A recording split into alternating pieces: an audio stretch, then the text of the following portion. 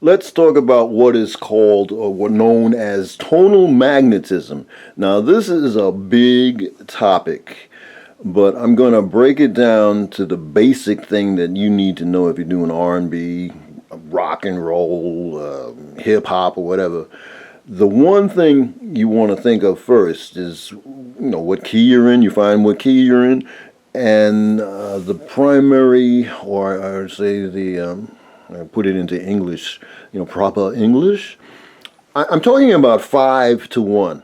That's a big. There's a whole lot of magnetism there. 5 to 1, and that goes back to church once again. It's like.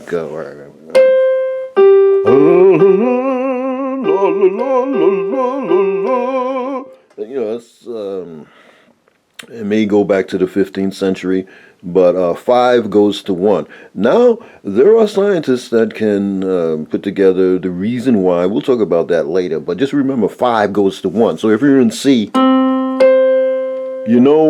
you're playing a bass line, you're safe playing the fifth, just hitting it. You might go as far as play a line like this. That's a classic phrase. But 5 goes to 1.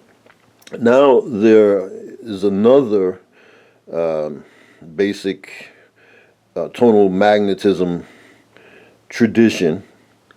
I don't want to say rule, but I'll just say tradition. But 7 goes to 1. Yeah, it may make no sense to you right now, but just something to remember. 5 to 1. And remember the idea of tonal magnetism, because we'll talk about this in my other lessons. But that's how people come up with these chord progressions, like...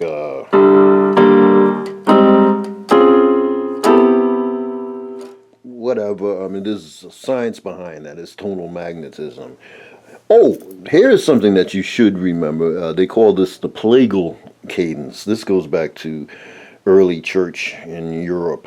Plagal, for some reason, I don't know. That's what they call it. But it's the 4th degree of a scale. And you go, man. That's 4 to 1.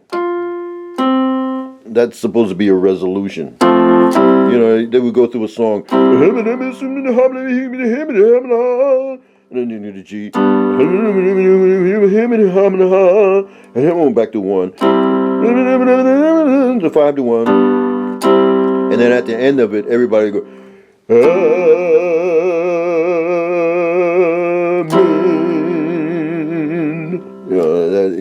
Amen. In so-called bebop or jazz, that would be like shout. Shout. You could, this 4 to 1 is a 4th chord in the key of C. Is F, by the way. So 1, 2, 3, 4. So 4 can go to 1, 2, and then 4 can go to 5. They're relative, Like Homeboy came out with a.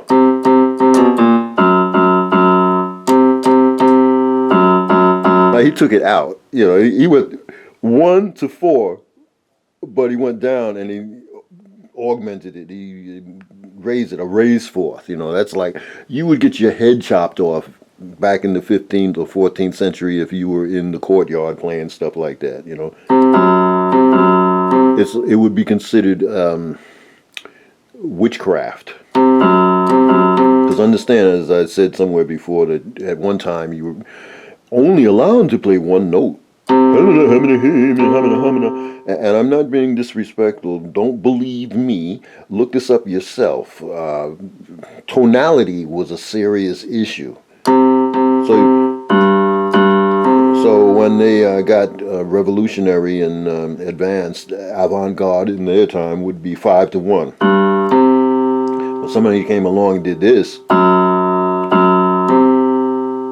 Which Tchaikovsky and the rest of them in the Romantic and Impressionistic era just took it out. As a matter of fact, there's a picture of Igor Stravinsky mugshot allegedly he played the Star Spangled Banner, and he was messing around with harmony that wasn't correct, at that time, and he played something crazy. I don't know what it was. I'm gonna have to look that up. But they took him in, and he got a mug shot. I don't know if he really got arrested, but tonality was some serious stuff. So for this video, just remember 5-1 is a you're good with that.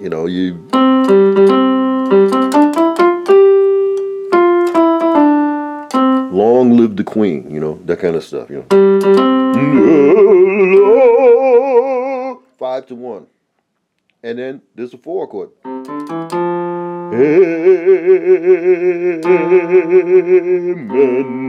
And at one point they just didn't go 4-1. They said 4,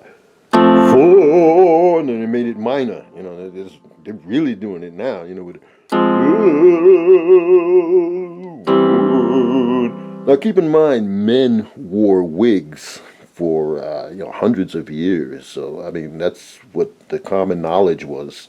But they did stuff like that, and I'm saying to you that tonality was some serious stuff. Nobody was scratching.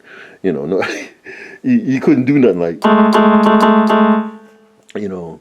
But yeah, just remember 5-1, and remember 4-1. That's something to remember. But in hip hop, you don't even have to get serious with that. I'm just saying this so that it's just something to know. The more you know, the more you grow. And the more you grow, the more you flow. Peace, y'all.